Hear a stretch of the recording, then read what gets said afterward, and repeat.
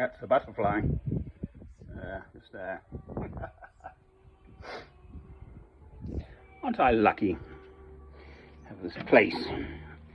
I've got this jungle growing here with lilac and the like. Butterflies love lilac. Scented.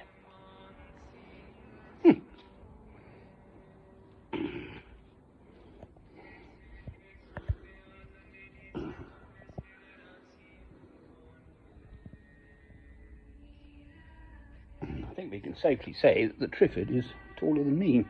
Ha. I didn't plant anything.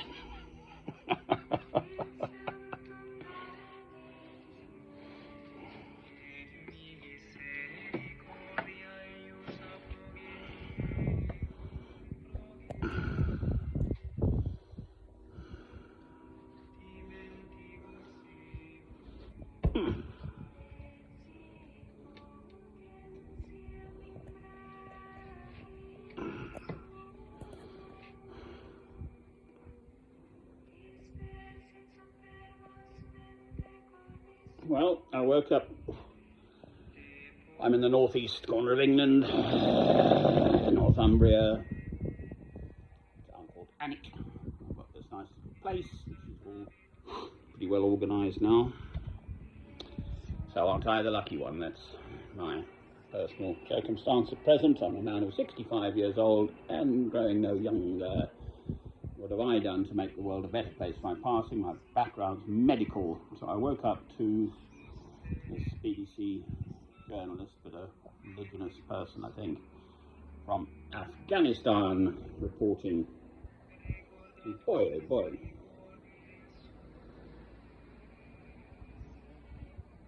Is it awful? Because the Taliban are in power, essentially, funding has been hugely cut back, and therefore there's basically malnutrition, but huge infant and mother mortality, doubled since last year. The Taliban have been in power for a year, so I've just had a quick shofty through history. Apparently there have been peoples there possibly as far back as 300,000 years ago, but certainly 50,000 years ago. And then Afghanistan is spoken of as the destroyer of empires or something. So the Russians have had a go, the British had a go, etc. The Americans have obviously had a go and have to retreat with their tail between their legs, as it were. One could argue that the downing of the Twin Towers in America was to give the Americans an excuse to go in there.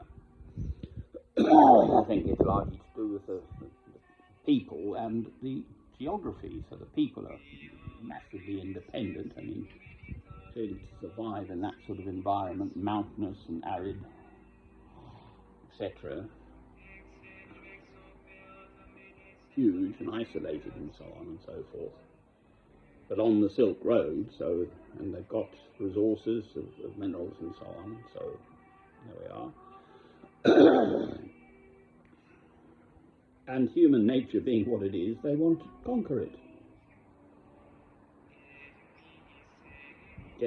Alexander the Great popped up. He's about 300 before Christ, 300 years before Christ. I've got a tiny little insect on my thumb. Right, what can I do about it? That's my problem.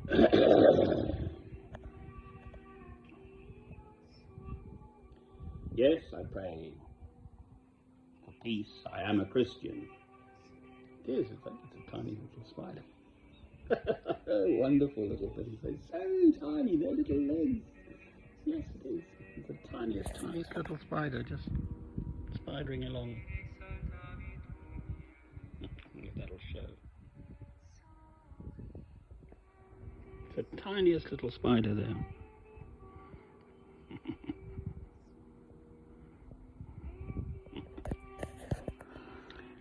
Isn't nature wonderful? Well, it's for me personally hugely challenging that here I am educated, capable, got a good brain still, body getting a bit creaky, and I haven't done, in my estimation, much to sort of make this world a better place for my passing. Well, what good am I then? Butterfly again.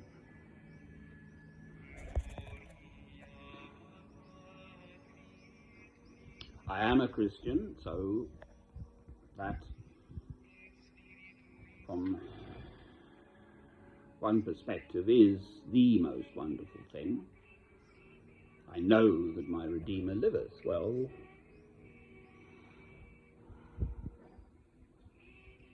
that's wonderful. But there is this question of, from one's faith there must be works. Now, for me it goes like this: Thy will be done. It's in the Lord's Prayer. Our Father which art in heaven. So,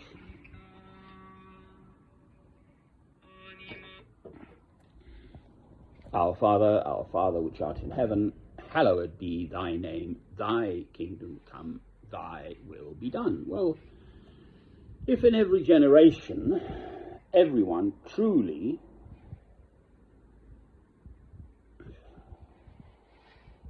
both listened to and then internally obeyed that prayer, the world would not be as it is. It really is as simple as that. Forgive us our trespasses as we forgive them that trespass against us. So instead of retaliating to aggression or acts of violence or massive invasion or whatever, Christ gave us this: if they strike you on one cheek, give unto them the other cheek. So there can never be, for a Christian, any justification for responding to violence, to one's enemies, to acts of aggression, with yet further acts of aggression. Full stop. That's it. I know that. If no one else in the world knows it, I know that. To me, that is utterly, abundantly clear. There is no, as far as I'm concerned, no room for argument or discussion. There's no grey area. You forgive your enemies. You feed them. You water them. You wish them a long life to repent of their evil. Now, here I am in the northeast corner of England. Well, I've had a load of from my neighbours. Well, okay, so fine, I forgive them. Not going to like them, necessarily. Mind you, actually, the principal one. I decided his punishment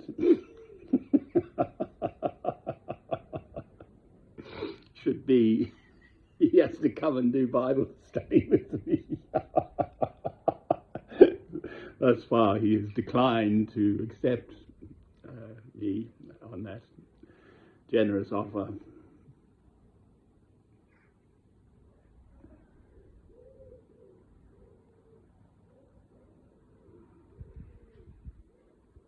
I mean, the mother is massively malnourished, and then the babies are, if they're born at all, alive, born, you know, with all the sort of implications of that. I listen to the farming program in the morning from on Radio 4 from 5:45 to 6 o'clock, just before this weather. And the bird, it was a cassowary this morning, a huge, great sort of emu, ostrich-looking thing from Australia and such like. A great big horn on its head.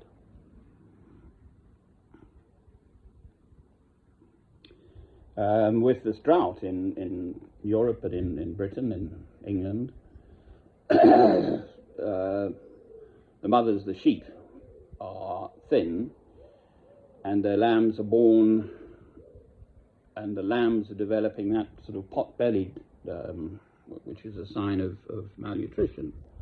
Look to them. Our farmers having to feed with winter feed to the sheep because there's not sufficient grazing and so on. Well, in the West, we are materially, relatively, massively better off than much of the rest of the world. Indeed. Well, per se, there's no harm in that. But then we ought to share it around. So somewhere along the line, I've just, they quoted from George Bush, so George W. Bush's father, and it's exactly the same line. We will use violence, force, wipe out anyone who dares to attack us.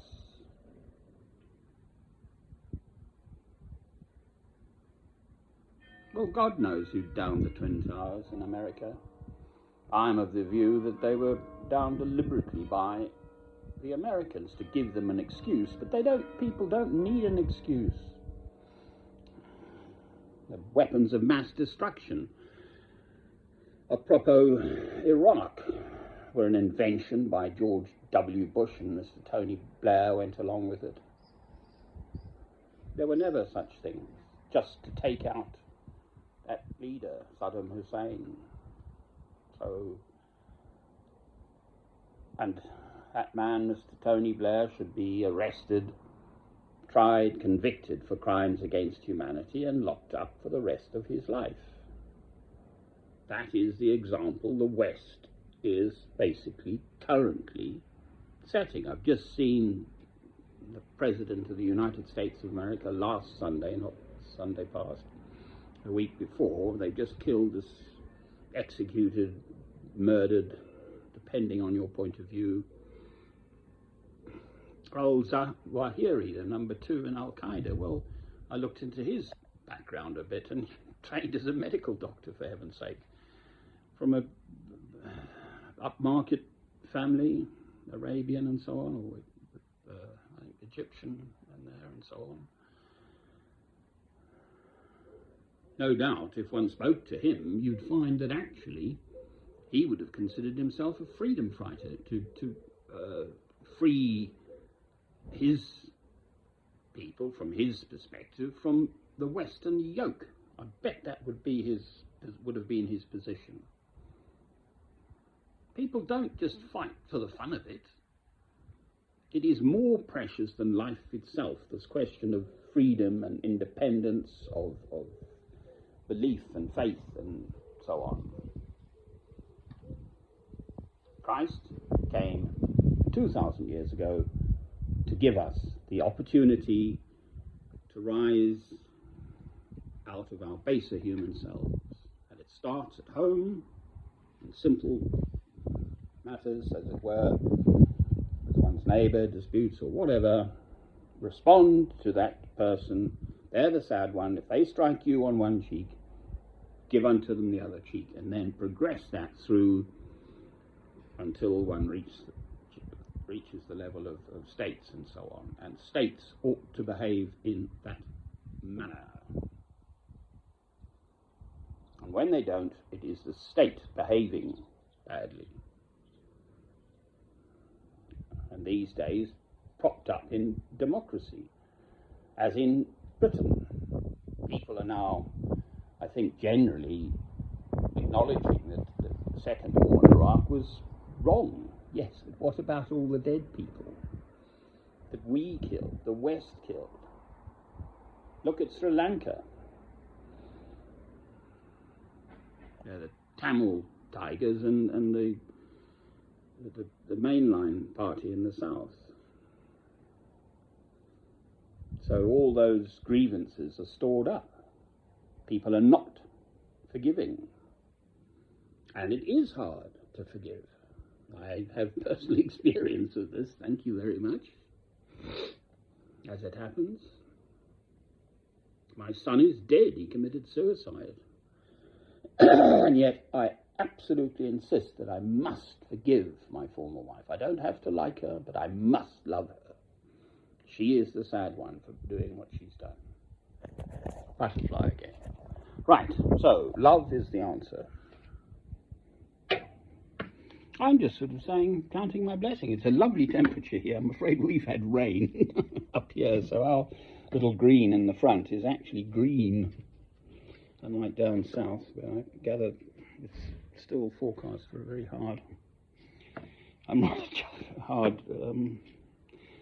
continuing hard drying. Somehow I've just got to be careful I don't fall over. Anyway, there we are.